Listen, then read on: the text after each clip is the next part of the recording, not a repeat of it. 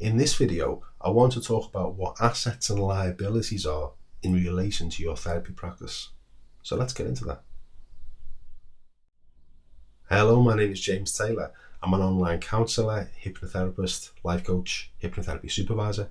I'm also a podcaster, an author, and a YouTuber. Now, let's get straight into this. Do not let the language put you off. All right, I'm going to explain what assets and liabilities are, but sometimes just the language alone can be a little bit off-putting. But don't worry, we'll all get there together. All right. Now, I want you to grasp this principle. An asset is something that puts money into your pocket, and a liability is something that takes money out of your pocket. Okay? So the general concept is that you want to create many assets and reduce your liabilities. Now, this is really important because if you don't do this, if you don't get a grip on this, what can happen is your assets might be coming in, but your liabilities are more than your assets. So what that means in normal language is your outgoings start to become bigger than your incomings, and that's a recipe for disaster. So I'm going to get out of the way and explain a concept that I got from a book called Rich Dad, Poor Dad by Robert Kiyosaki. A little bit of background about the book. Robert Kiyosaki had a father, and his father was a teacher. Now, his father had one mindset of how to make an income. And Robert Kiyosaki adored his father and believed everything his father said.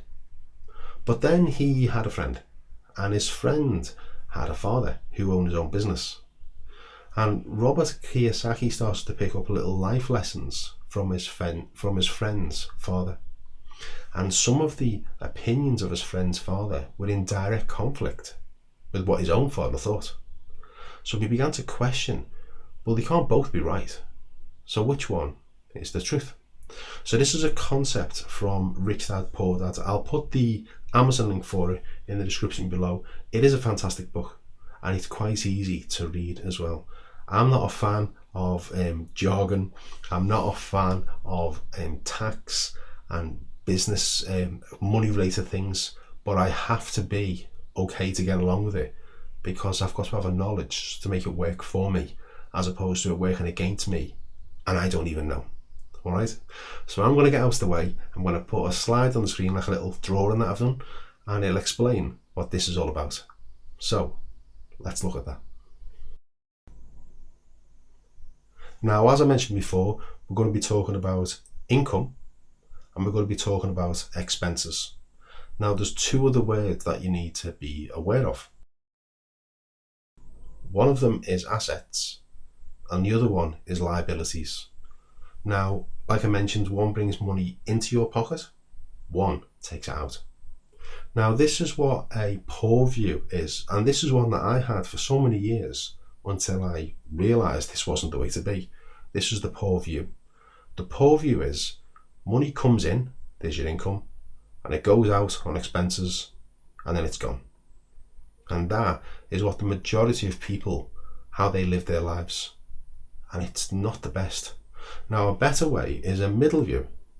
The middle view, slightly different, but better than the first one.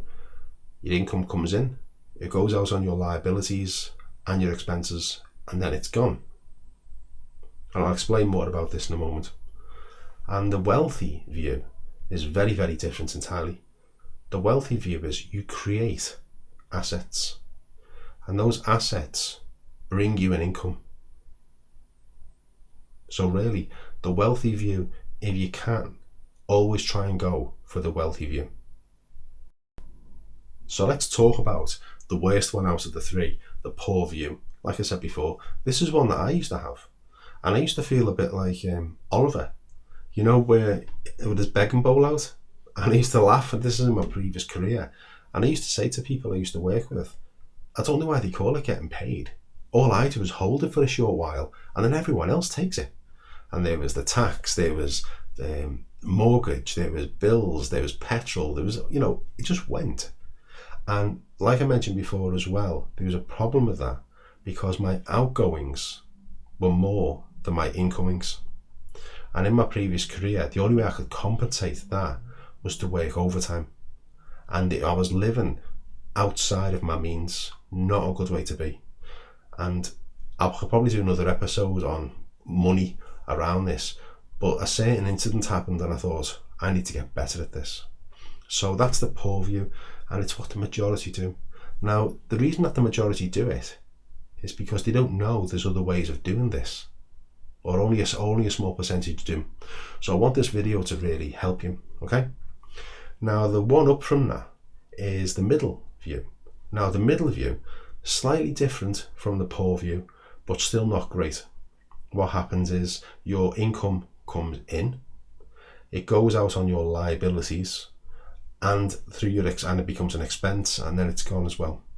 Slightly better, but not too much. All right. Wealthy view. Now, the wealthy view, you create an asset, and that asset brings you an income. And ideally, it's good if you can create an asset that works for you, whether you're awake or whether you're asleep. Because the majority of people are only earning an income when they're physically present doing something. And if you can create an asset that is working for you when you're not there, that's the better way forward. And that's why the wealthy view is by far the best out of the three. So let's have a talk about what assets are and what liabilities are. Okay? So remember what I was saying before about an asset puts money in your pocket and a liability takes money out of your pocket. Let's look at some things that take money out of your pocket, which means they are liabilities. Okay? Your car, take money out of your pocket. You can go and buy a brand new car, drive it out onto the road, it's depreciated in value. You can't sell that car for what you bought it for. So a car is a liability. What about a mortgage? Does it put money into your account, or does it take money out? Well, the line is blurred on this. Initially, I would suggest it's taking money out of your pocket. Now, the only time that's going to change is if you sell it, and hopefully you can sell it for more than you bought it for. Okay? But for the majority of the time, let's say you've got a mortgage for 30 years. That means for 30 years, you've got a 30-year liability. Now, if you bought a property, for instance, and were renting it out to another person, then you've changed the dynamic. It's now not a liability, it's now an asset, because the people who are renting are putting money into your pocket. Okay? But let's keep this around the therapy theme.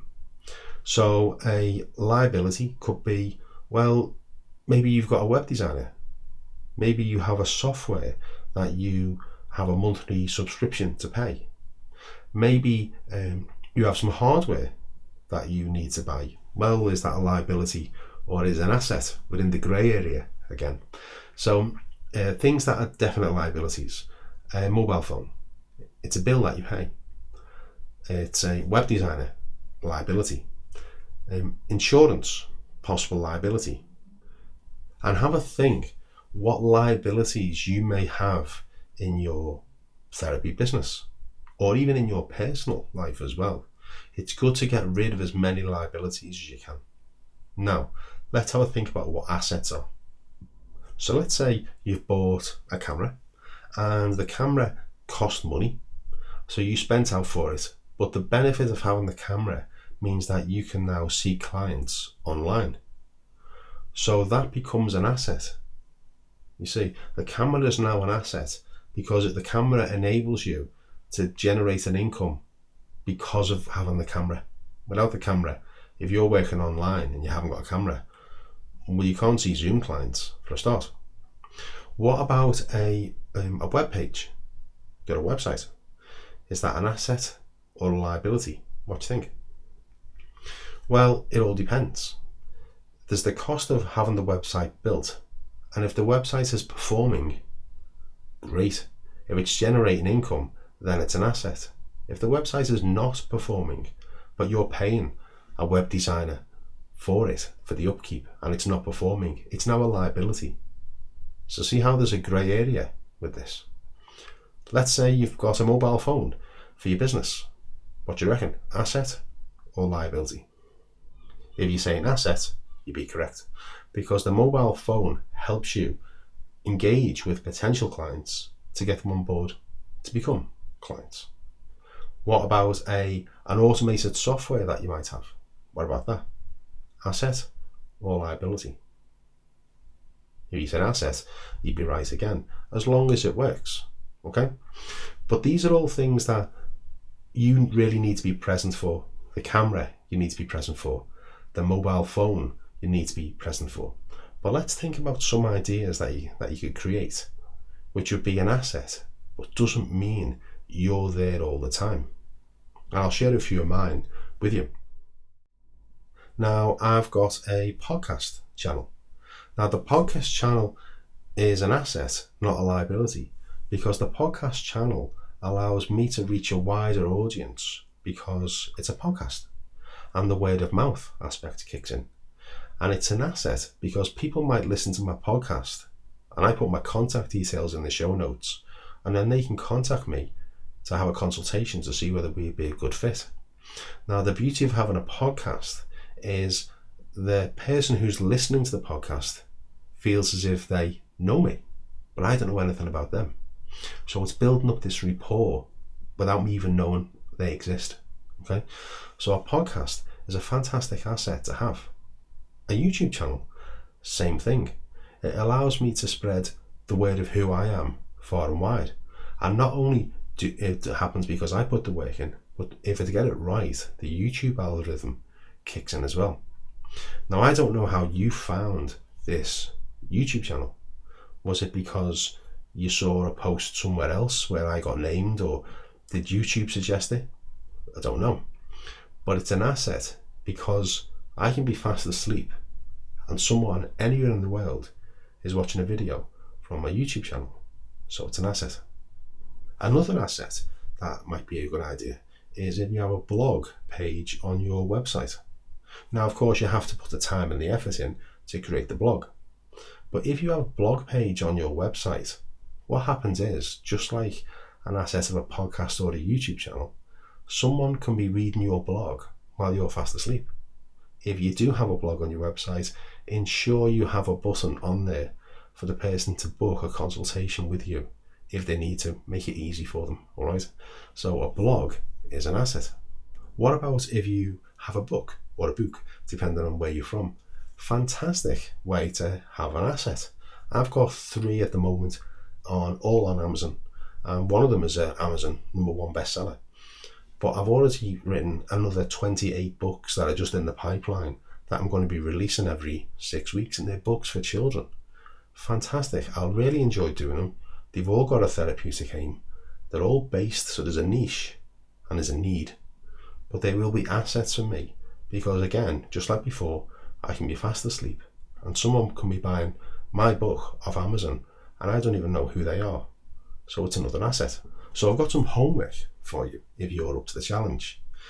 I want you to write a list down of all the things that you use in your business, whether it's a diary, a pen, a website, a booking system, a camera, a car to get from your home address to a location.